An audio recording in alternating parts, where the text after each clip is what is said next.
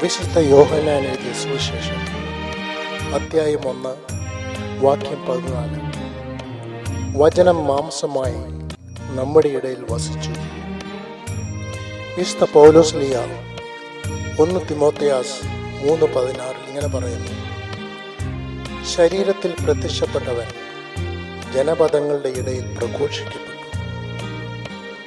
ഒരു ക്രിസ്തുമസ് കൂടി നമ്മൾ ആഘോഷിക്കാൻ തയ്യാറെടുക്കുമ്പോൾ ദൈവം മനുഷ്യനായി യേശു എന്ന പേരോടുകൂടി വന്നു പിറന്നതിൻ്റെ ഓർമ്മയും, അതുപോലെ യേശു രാജാവും വിധിയാളനുമായി വരുന്ന ആ നാളിനു വേണ്ടിയും കൂടി നമുക്കൊരുങ്ങാം. എല്ലാവർക്കും യേശുവിൻ്റെ ശാന്തിയും സമാധാനവും നേരുന്നു.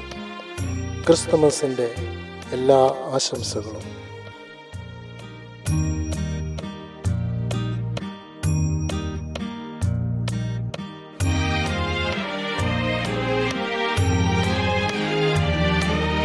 ദൈവത്തിൻ പുത്രൻ ജനിച്ചു, ഒരു പാവന നക്ഷത്രം വാനിലുദിച്ചു.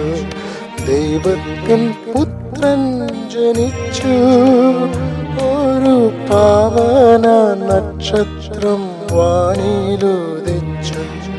കന്യകമാതാവിൻ കണ്ണിലുണ്ണിയെ കാണായി പശുവിൻ തൊഴുത്തിൽ, അന്നു കാണായി പശുവിൻ തൊഴുത്തിൽ.